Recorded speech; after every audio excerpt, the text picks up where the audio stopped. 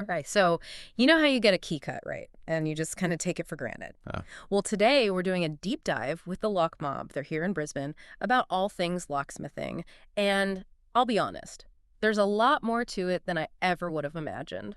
yeah, it's one of those things they don't really think about it, Mm-hmm. but the level of expertise involved is actually really impressive when you get down to it. Yeah, I'm looking at their website here, and they say they handle everything from, like, quote, standard to specialized, end quote, keys. And I'll admit, like, my brain went straight to house key. Like, what else is there? Right. So, what other kinds of keys are we talking about here? Well, I mean, think about everyone's got all those like mailbox keys and locker keys, Yeah. and even like the clicker for your garage door. Yeah. Right. Some of those can be cut to code. Did you know that? To code. What is that like? Some secret key language. Kind of. It basically means that like instead of just copying a key that you already have, they're using like a specific code that's linked to your lock. It's kind of like a fingerprint for your lock. Wow, okay. And they were saying that sometimes if you have like a code number on your lock, they might actually already have it in their database. That's wild. Yeah. Okay, so we've got our everyday keys, we've got these like code keys, but then they also mentioned something called restricted keys, which sounds a little more, serious. Yeah. What are those all about? Yeah, restricted keys are usually for, when you need that extra level of security. So think like businesses or areas where you really need to, control who has access. Oh, And they say there's like a 24-hour turnaround for those, probably to get, authorization, all that, yeah. just to be extra safe. Right. You can't be too careful with those. Yeah. So, okay, you've got all these different types of keys. How do they actually make a duplicate? Mm-hmm. Is it like as straightforward as those self-service kiosks at the hardware store? Or is there more to it? Oh, no, it's a lot more involved than those things. They talk a lot about using like really high quality key blanks. Key blanks. Yeah. Okay. Like that's what they use to create the new key. Okay. You know how it's like if you have like the fanciest oven in the world, but if you use like the cheapest ingredients, your cake's still going to be terrible. Right. It's kind of the same idea. They don't mess around when it comes to the quality of the blanks. So I'm guessing they're not just using any old key cutting machine either, right? You're catching on. They actually use Silca machines. They're made in Italy. Okay. And you might think, like, why does that matter? Yeah. But it really speaks to their dedication. Yeah. Like Silca is known for its precision engineering. Like they're like the Ferraris of key cutting machines. Okay. So even with a fancy Italian machine, I'm guessing keeping it maintained is, well, key. Literally. Yeah. They're really on top of their maintenance, like regular calibration, Yeah. making sure that everything is accurate because, if the key doesn't work, Right. it's about as useful as I don't know what. So we're back. More locksmithing, deep dive. That whole thing about the Silca machines from Italy. I'm still thinking about that. Yeah, it's amazing how far things have come, right? Like, did you know some of the earliest keys were actually made from wood? What? Seriously? Yeah, Wooden keys. pretty much. Like what? Giant toothpicks? Pretty basic, but hey, did the job back then. I guess so. But then, as metalworking got more advanced, we started seeing more like intricate keys and locks, Makes sense. like the Romans. Oh, yeah. They had, for the time, really sophisticated locking systems using metal keys. Yeah. And some people say that, those early innovations were kind of like the predecessors to what we see now in something like a Silca machine. Wow, so it's all connected. Yeah. Huh. That's cool. And I imagine as civilizations, became more complex, so did their security needs. Oh, yeah, for sure. Like we were talking about those restricted keys before. Mm-hmm. That's not a new idea. No, not at all. Yeah. You think about like back in the day, you've got like medieval guilds and stuff. They were known for having these really elaborate locks and keys, like guarding their secrets. Yeah. Because that was their livelihood. True. Yeah. And sometimes even the safety of a city depended on it. Wow. That's high stakes. Yeah.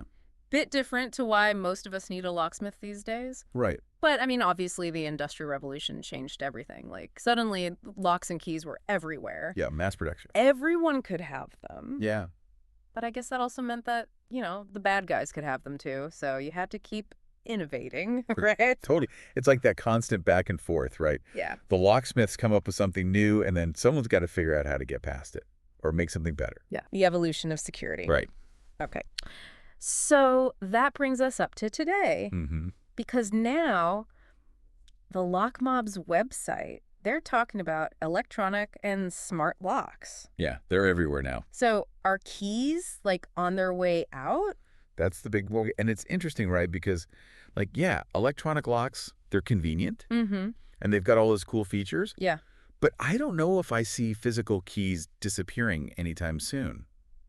Interesting. It's almost like, how vinyl records have made a comeback? Yeah. It's kind of that same idea, that there's just something about that old school reliability. True. No batteries to worry about. Yeah. You don't have to think about hacking and glitches and all that. It's true. There's just that simplicity to a physical key, which I think people like, especially when it Yes. comes to something as important as security. Yeah. Makes you feel safer in a way. Exactly.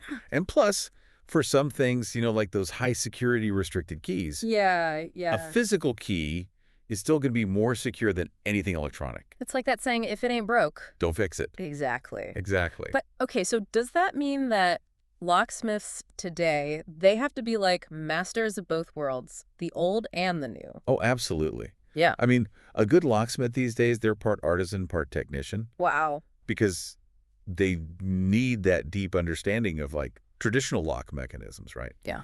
But they also have to know how to install and repair all the new stuff, like electronic security systems, programming. Yeah.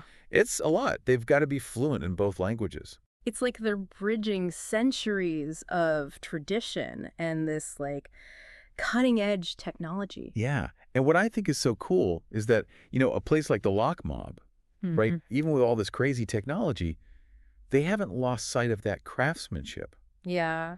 You know what I mean? It's Yeah. not just about installing the latest gadget.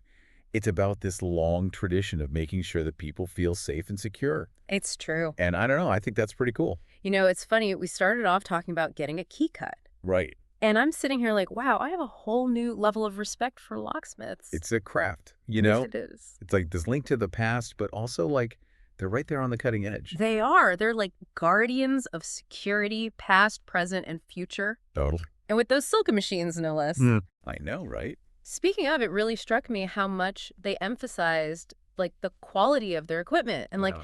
how seriously they take the maintenance. Yeah, It's not just about having the tools, it's about respecting them. absolutely. Shows they care about what they're doing. Yeah, like every key they cut is a testament to that. Mm. Makes you think twice about complaining about the price of getting a key made. I know, right?